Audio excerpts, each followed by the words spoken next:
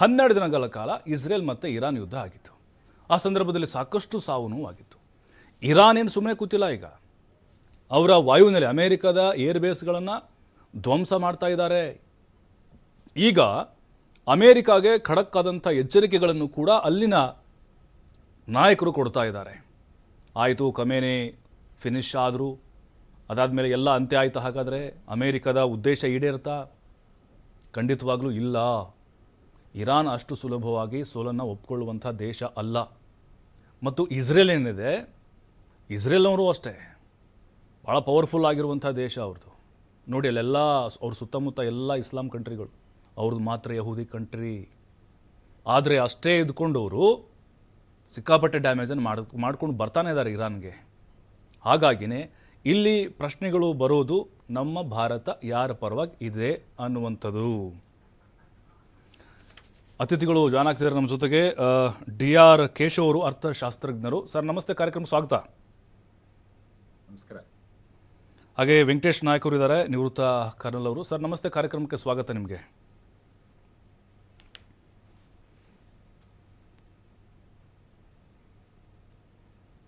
Venkatesh sir ಕೇಳಿಸ್ತಾ ಇದೆ ಅಲ್ವಾ?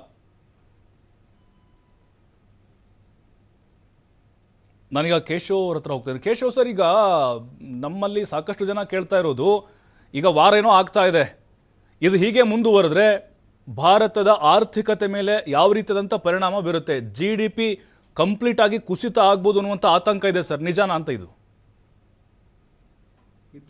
ಕೇವಲ ವಿಶ್ವಾದ್ಯಂತ ಇದರ ಪರಿಣಾಮ ಆಗತ್ತೆ. ಅಂದ್ರೆ ವಿಶ್ವದ ಆರ್ಥಿಕತೆ ಕೂಡ ಕುಸಿಯುತ್ತೆ, ಭಾರತದ ಆರ್ಥಿಕತೆ ಕೂಡ ಸ್ವಲ್ಪ ಮಟ್ಟಿಗೆ ಕುಸಿಯುತ್ತೆ.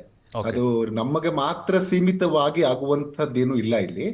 ಆದ್ರೆ ಈಗ ಏನಂದ್ರೆ, ಈಗ ಹೊರ್ಮುಜ್ ಜಲಸಂಧಿ ಏನಿದೆ, ಪರ್ಷಿಯನ್ ಗಲ್ಫ್ ಮತ್ತೆ ಒಮಾನಿನ ಮಧ್ಯೆ ಏನಿದೆ, ಇದರಲ್ಲಿ 30% ಅಷ್ಟು ನಮ್ದು ಆಯಿಲ್ ಟ್ರೇಡ್ ನಡೀತಾ ಇದೆ ಇಷ್ಟು ವರ್ಷಗಳ ಕಾಲ.